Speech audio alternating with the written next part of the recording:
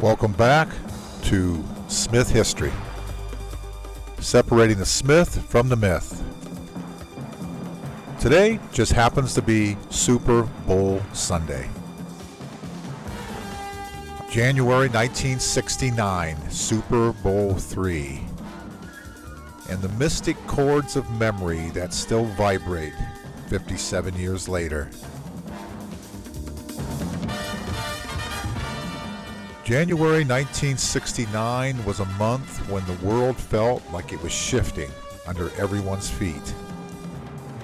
Richard Nixon was about to be inaugurated.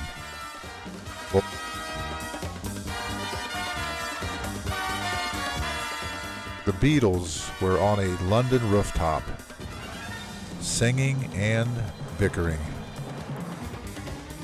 Vietnam dominated the nightly news, and in the living rooms across America, real football was becoming a national ritual.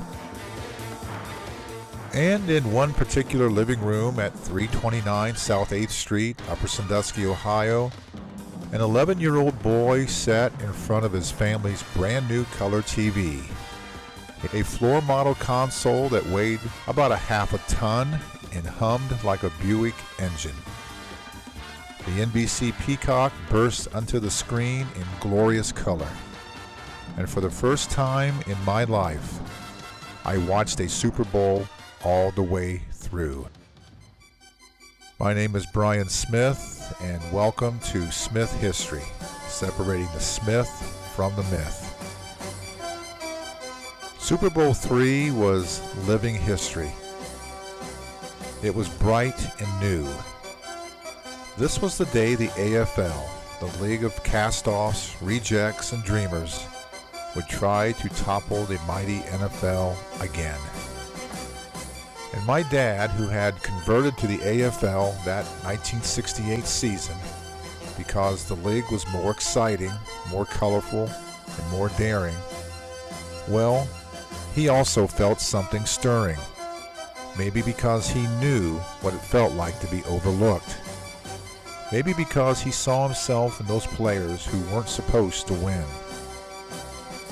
And on this day, he would watch the team rise.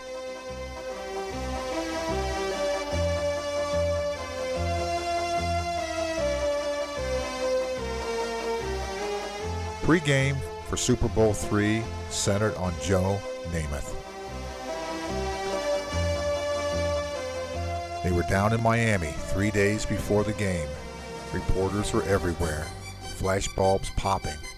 The Colts were 18-point favorites. 18 points. The biggest spread Jimmy the Greek had ever laid on a championship game. The NFL was supposed to crush the Jets. The Colts were supposed to be invincible. And everyone reminded Joe Namath and the Jets about it. So at this touchdown club luncheon, some guy in the back yelled, "Hey Namath, we're going to kick your you-know-what." And he snapped. He wasn't angry, he was just tired of the disrespect. He leaned into the mic and said, "We're going to win. I guarantee it." The room froze. Nobody had ever said that before. Guaranteed a Super Bowl. Guaranteed beating the mighty NFL. But Joe Willie meant it. He felt it in his bones. And he knew the guys in his locker room needed to hear that. On game day, back in Ohio, me, my dad, and my brother Jeff, we found our favorite seats. Mom was in the kitchen preparing game day snacks. The sun was shining through the west window. On this January day, the air felt crisp and cold outside. But inside the house, everything felt warm, new, and full of possibility. The kickoff was at 3:05 p.m., the perfect time for a Super Bowl. Not like today, where the game ends so late people leave at halftime. They have to go to work the next morning. Not 50 people at midfield for a coin toss. No dancing after routine plays. No flashy graphics. And no announcers yapping through every second of the broadcast.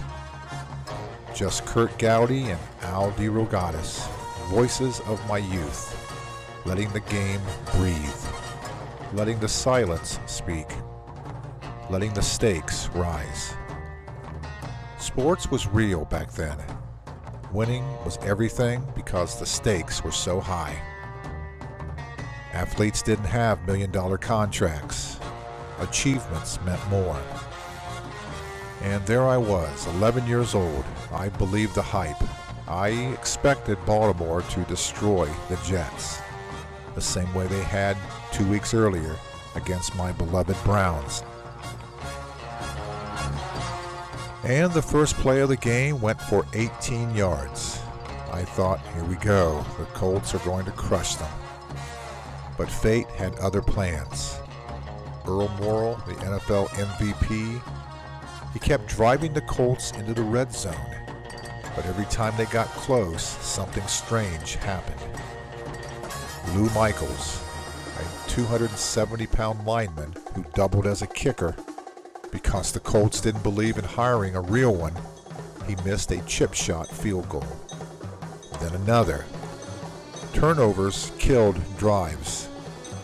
The Jets' defense bent and bent again, but refused to break. Sure points became a mirage. And in our living room, we felt the shift. Even at 11 years old, I sensed it. Late in the first half, the Colts dialed up a flea flicker, a beautiful piece of deception. The Jets' defense bit hard. The primary receiver broke wide open, but Earl Morrall never saw him. Instead, he threw into traffic. The ball was intercepted. Another gift. Another turning point. Another moment that still lives in my mind like it happened yesterday. Matt Snell, Ohio State's own, had scored the game's first touchdown. And even though the Jets led only 7-0 at halftime, it felt like 21-0. You could feel Namath's energy through the TV screen. Calm, confident, controlled. The second half, Tom Matte, another Ohio State favorite of mine, he took off on a long run for Baltimore.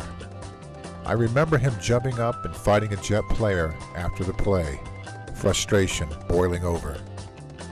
But Namath, he controlled the pace. He controlled every play, something unheard of today. He threw no touchdown passes. And in the fourth quarter, he threw no passes at all. None. He didn't need to. He had the game in his hands. He had the Colts on their heels. And he had the world watching. I vividly remember the sun going down outside my west window of our home. I remember Namath walking off the field with his finger raised. That's the first time I ever saw a player do that. It was a simple gesture, a declaration, a moment etched into my mind. My dad sat in his favorite chair, probably feeling vindicated that his league, the AFL, had beaten the NFL. I remember Mom in the kitchen, Jeff sitting beside me, and we were witnessing something that would stay with us for the rest of our lives. Now that is a world long gone, but the memories are still alive. I own a Joe Namath jersey today. That is when I can get it back from Patty. She loves Broadway Joe as much as I do. And every time I watch the replays, every time I hear the behind-the-scenes stories, my mind goes back to that cold, sunny day in January 1969. My dad, my mom, Jeff, our new house, our new TV, the hum of the console, the peacock on the screen, the game that mattered, the league of cast-offs rising. The quarterback who guaranteed a victory, and the 11-year-old boy who watched history unfold. Lincoln called them the mystic chords of memory. And that's what separates the Smith from the myth. My name is Brian Smith, and we are history.